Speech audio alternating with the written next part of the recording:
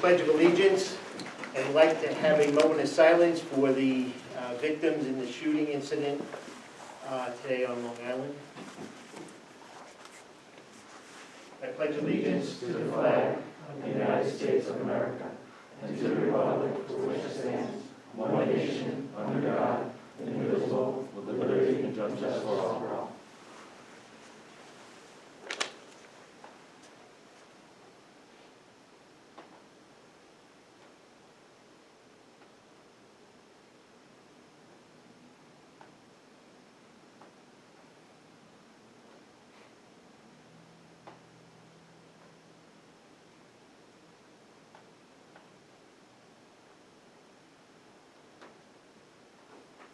Thank you.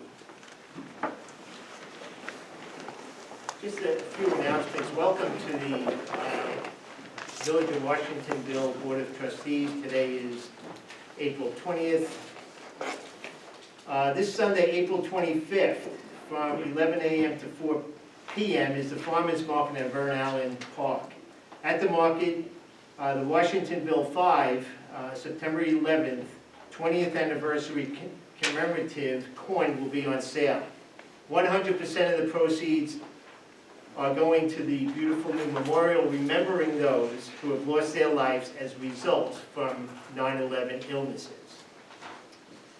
School budget vote is May 18th at the Washingtonville Senior High School, 54 East Main Street. Polls open at 6 a.m. and close at 9 p.m.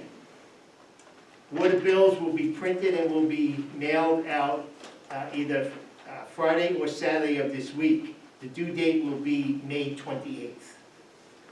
Comprehensive planning survey has been sent out. The response has been positive. Please take some time as village residents to respond. We welcome your input. The deadline for the survey is April 30th.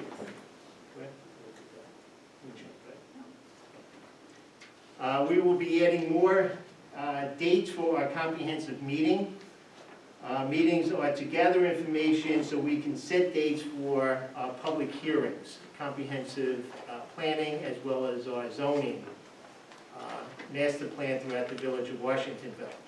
I want to thank Sophia Galgano on wanting to work for her Gold Award, Girl Scout Award at the Village Dog Park, where she has scheduled some benches, some more plants throughout the area. So if you get a chance to walk down there and you see somebody digging a hole, it's probably Sophia. If it's not Sophia, please call the police. Or we'll take care of the dog later. Okay. Did everyone pick up an agenda that's in front? Okay, we'll start with M&R Energy Resources Corporation, presentation by Michelle Reese, Electric Fed. Hi, good evening, everyone. Thank you for letting me attend the meeting. Did everyone get, did you get a copy of this stuff? Yeah, I think so. Okay. No, he's in it. This is like this. How the process? Yes, exactly. I guess we gotta sign it right away, so. things- Yes, yeah. Unfortunately, it is a commodity, and the prices do change, every day. So, I've been to the Village of Washingtonville before in the past. I think this is probably your fourth or fifth bid. So we are the consultants for Orange County, the energy consultants, and the Village of Washingtonville goes under that consulting bid. So having said that, your agreement is expiring. Your current agreement is expiring over the summer, and Indian Point is closing on April 30th. So there's a lot of concern about the green initiatives and the expense of those going forward. So I wanted to get in to see you sooner rather than later. I never run electric bids in the middle of the summer because it's just not the greatest time to do those things. They always say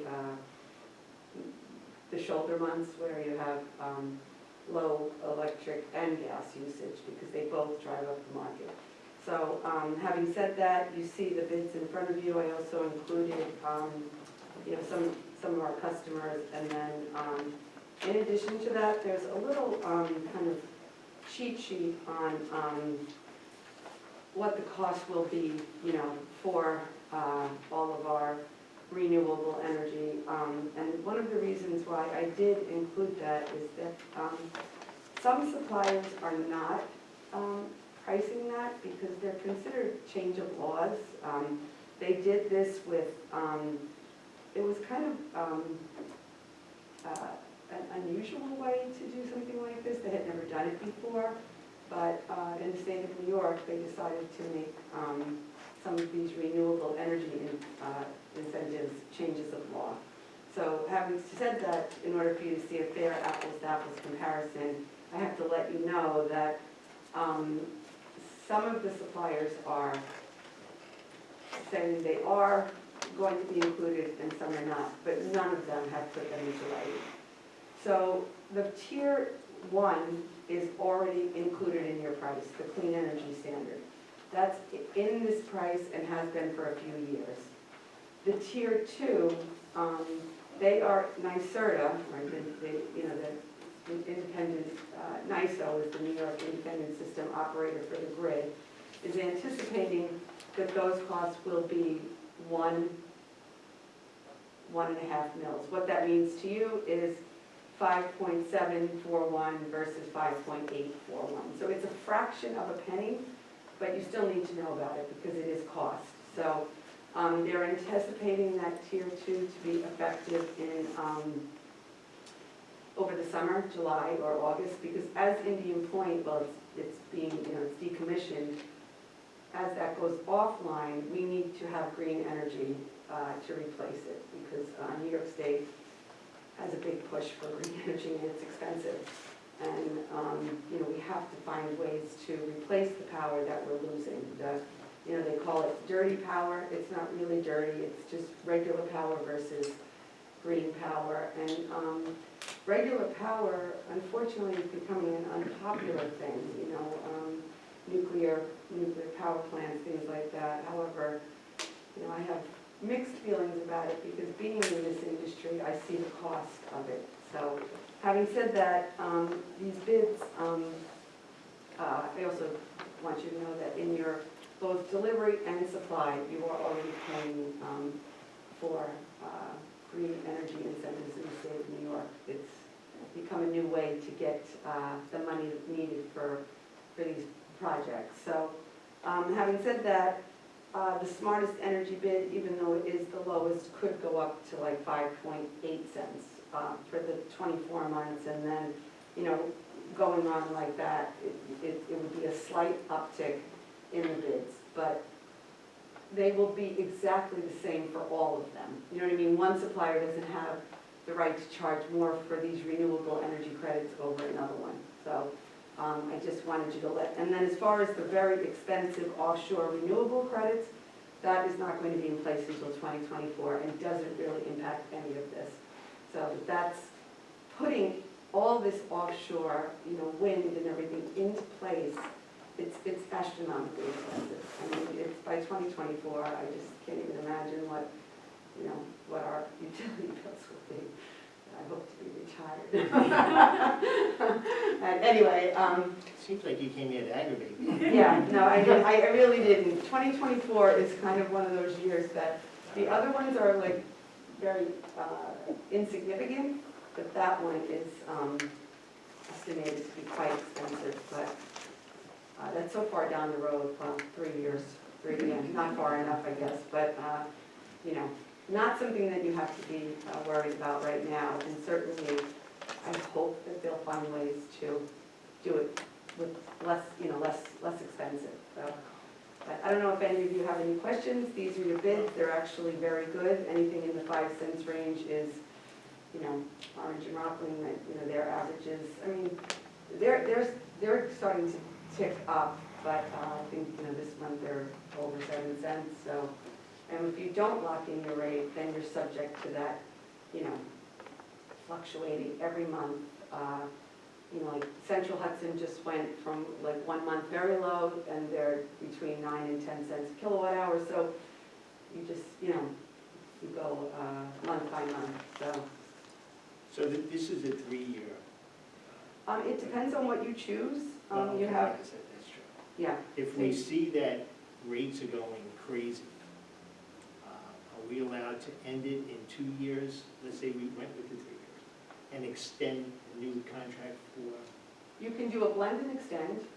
I wouldn't recommend it because you end up ultimately just, you literally are going out on the futures market and buying the power for the village of Washingtonville as it trades right now. Whatever months you include, you're just getting a weighted average. You can, however, at any time, if you see an opportunity when this is expiring, like you're doing right now, your existing rate is almost exactly the same as that 28-month rate, 056.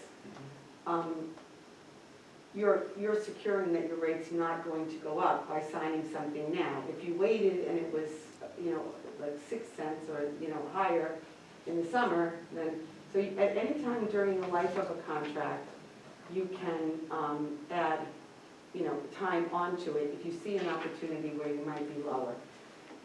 Unfortunately, I don't know that power prices are going to go lower, but you never know. I mean, we need to get, something to replace some of the loss that we're seeing. I mean, the reason why I showed you the 24, then 28 is obviously that was a sweet spot, what they call, so it's lower than 24.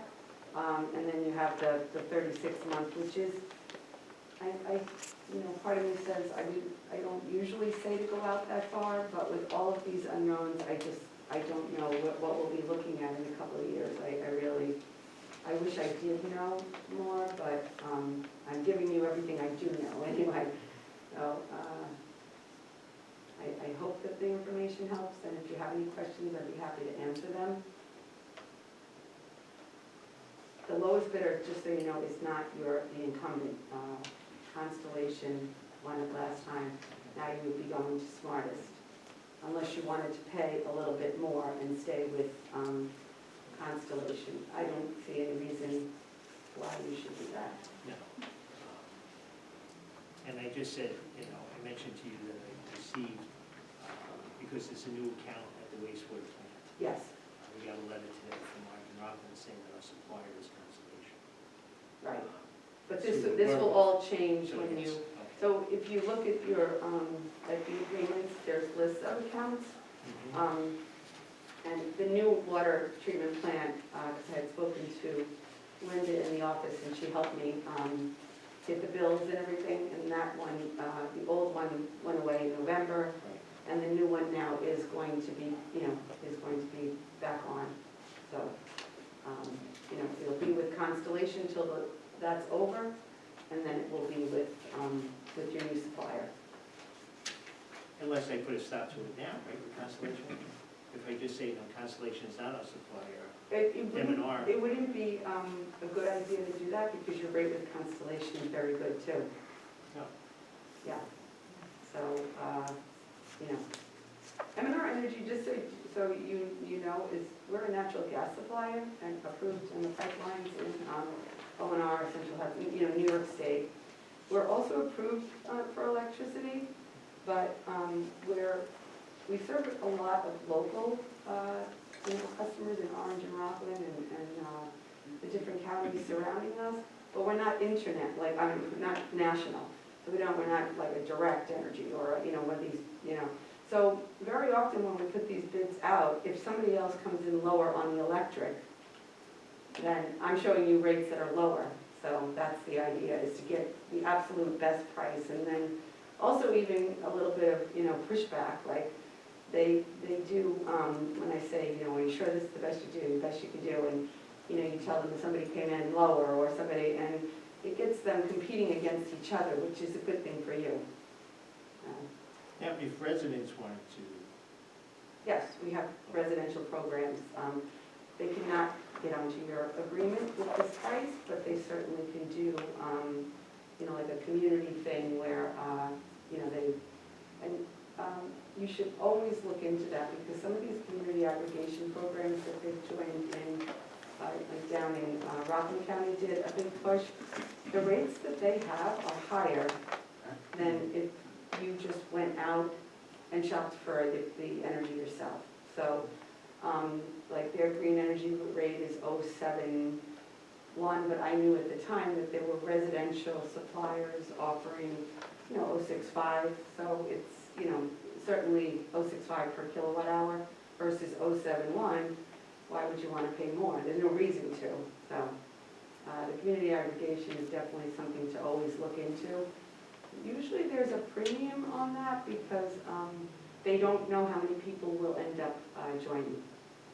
They never know when they commit to it. They don't know. I know, and I don't like the whole opt-out thing, but that's another, because what they do is they come in and enroll everyone in your community, and then you have to opt out if you're not interested. So I live in the village of Cornwall, and I, tell my mayor, don't enroll me in an electric program. And then you really want, then the onus is on you to,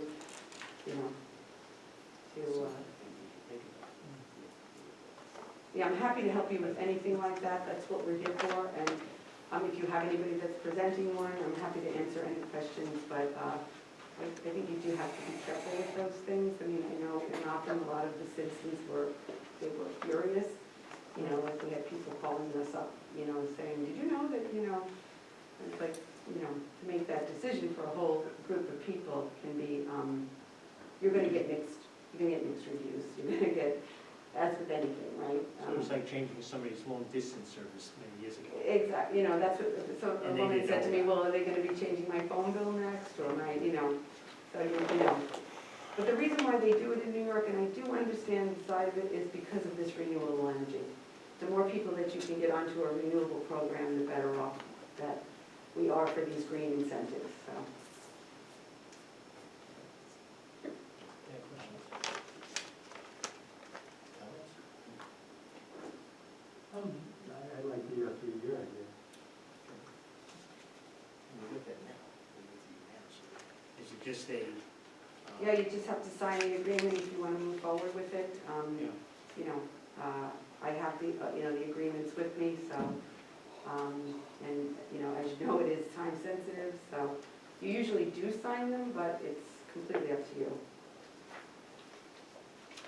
Can you leave it with me? And Absolutely. tomorrow we. Absolutely. We could give it to Stephanie.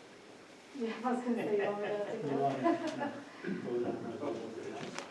Yeah.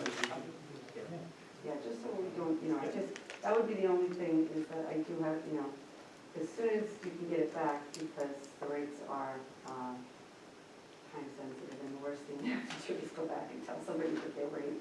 This rate's only good for today. Well, they say that they're good for, 24 hours, but that's normally something that, you would get it during the day. But because these meetings are held at night, it gets a little bit trickier.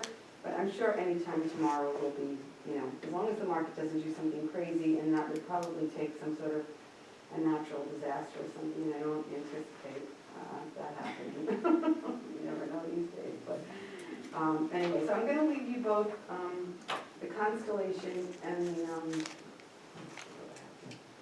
the, you decided, right, Smart Center. Yes. So this is the 36-month and the 28-month. I'll leave you both, and then this way you can discuss it and decide, with your.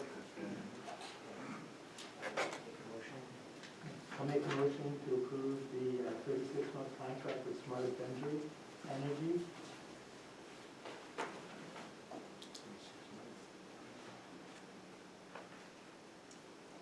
Second? I'll second.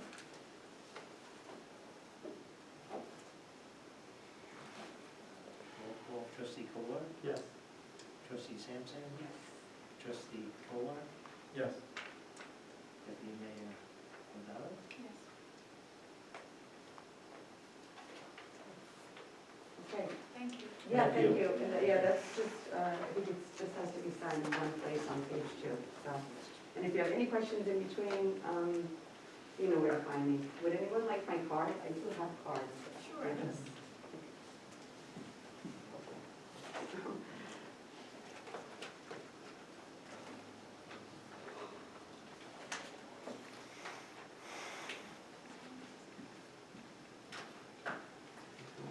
My patent card from my dog.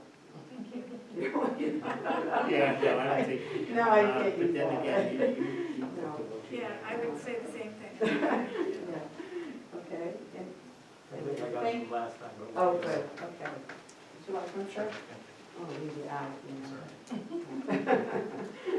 You let me have Special it? event.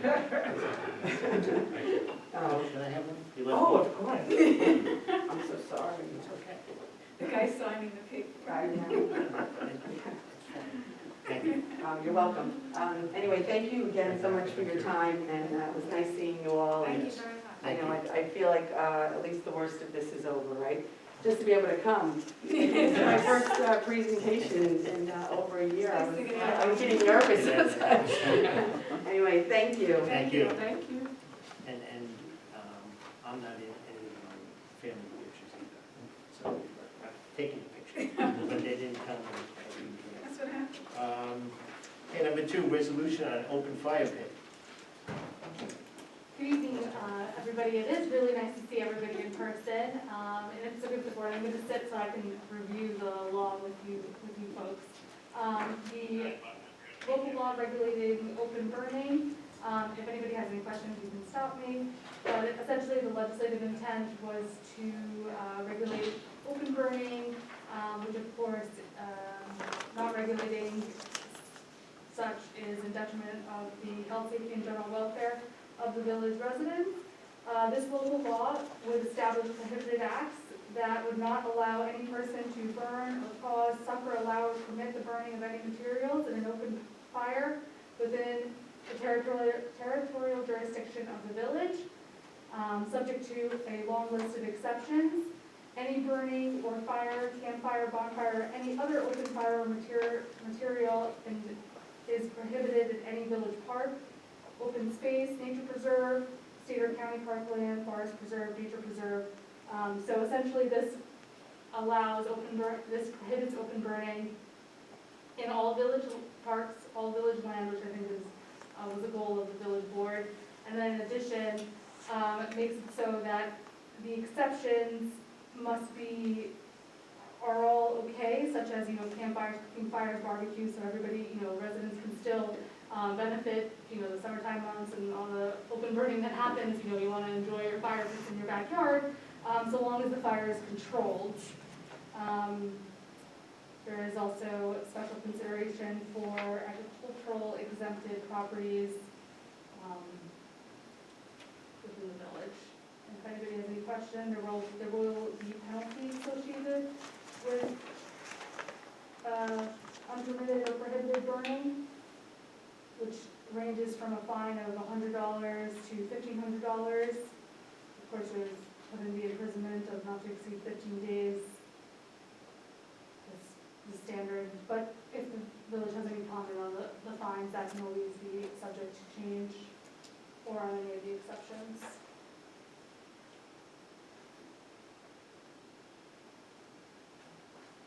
Well, I think we all know that imprisonment's not going to be happening in New York. No, we just have to, we put it there so that it falls under the In case we jurisdiction have of a the new village leader court. in the Yeah, beginning. and really, I mean, if you think about it, if a catastrophic act would occur, you want to be able to make sure that the village can utilize all appropriate enforcement tools. Now, let's say there does come a time where, and they have been held at Lasser Park in the town of Blooming Grove, a football bonfire. If they wanted to have it at the high school, which is in the village of Washington, Right. they would have to take out a permit for it, or it's just not even a question that they can have it? So the way that this law is written right now, it is a strictly prohibited act, but if the board wants, I can always revise it to include a permit section for open fire burning within village-owned land. Or village public land, because I guess. Yeah, that would be the school though, so. That was gonna say, so they might have, it would really be in conjunction with the school to work. I'm assuming they would probably work with the local, with the fire, with the fire station. I don't think it would, it could, essentially what I'm saying is that if you wish it to be, it could be a village permit, and the village building inspector could get involved, if such a thing were to occur. The same thing would apply to Mays Field, let's say they want to have a bonfire. Right, Mays Field Which is is all owned by right. the town of Blooming Grove, but it's in the village of Washingtonville. So it would be the same. I should have used that as an example, thank you. So if the village wished to have enforcement powers over a burning that would occur, even in town-owned, I mean, there's considerations of whether a village law would apply to a town law, but let's assume that they would be cooperative in having it apply. That would need to be a section in this law specifically putting in a permit section. Which I can easily do if that's how the board envisions this. I think it's good to have options, whether or not we use those options. Let's say somebody wanted to have a barbecue in Burn Allen Park. And they put their own charcoal in.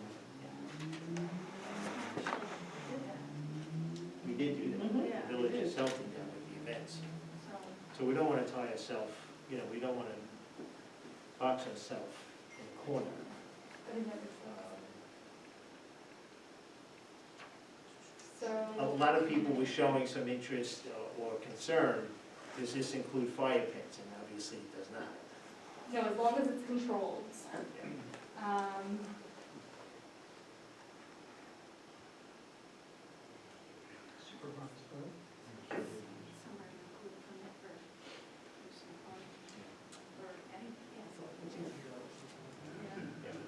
But we did it with,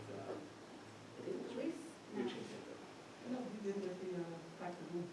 Yeah. Alright, So so yeah, we're gonna have to make those. I will do that, and I can have it for the next village board meeting, which I is, don't have my calendar. You. well, whenever, Third of okay. May 3rd. So I'll have it for the board.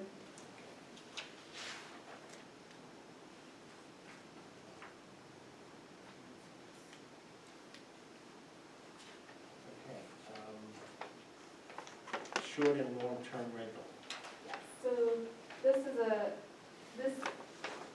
how does, if the board wants, I can go, this is obviously a much more intricate, law. We can go section by section, if that's how the board wants to do it, if there's specific questions. I've marked up the law and would like to bring things to the board's attention.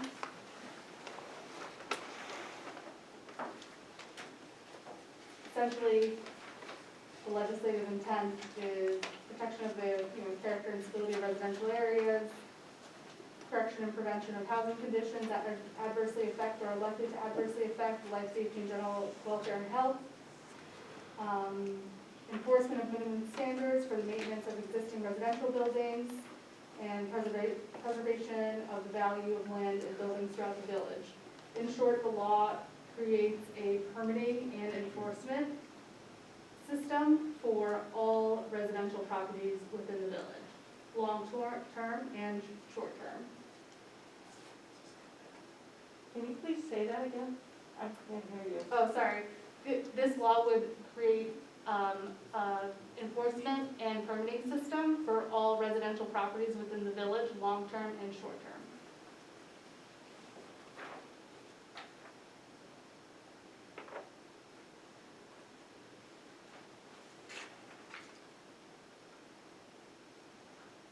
So some key parts of the law is that if adopted, it would be unlawful for any owner to permit the occupancy of any residential rental unit unless that unit has a current and valid rental occupancy permit, which is established by this law.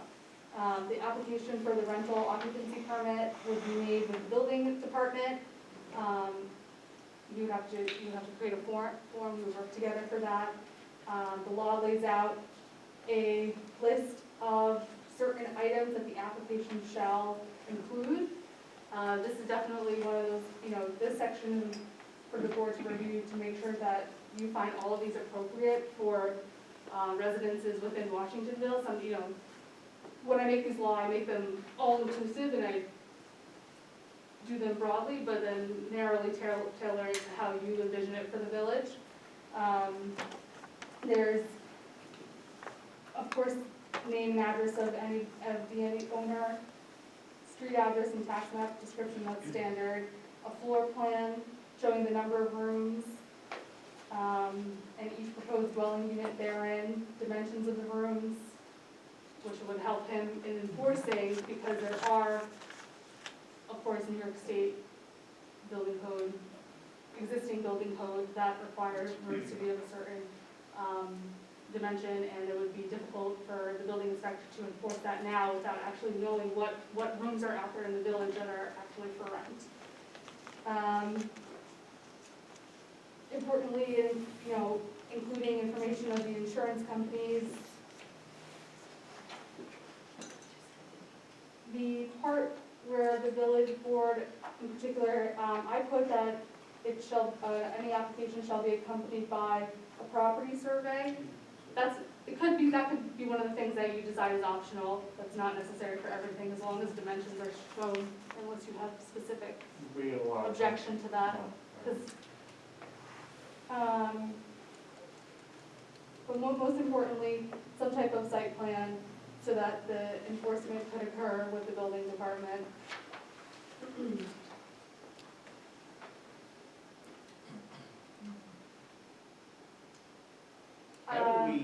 How would they obtain floor plans?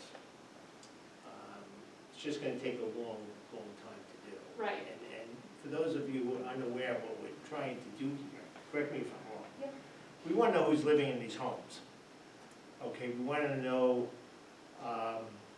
if it's their primary residence, or if it's they're renting it out, they live somewhere else, and comes time to do something as in a vote. Okay, how could you be living in this house if you're renting it out to this person? Okay, how many rooms are in that, right? I'm alone, so it's going to be probably the biggest undertaking the village has ever embarked on. But I think it's needed. We have, let's say, 7,000 residents in the village of Washingtonville.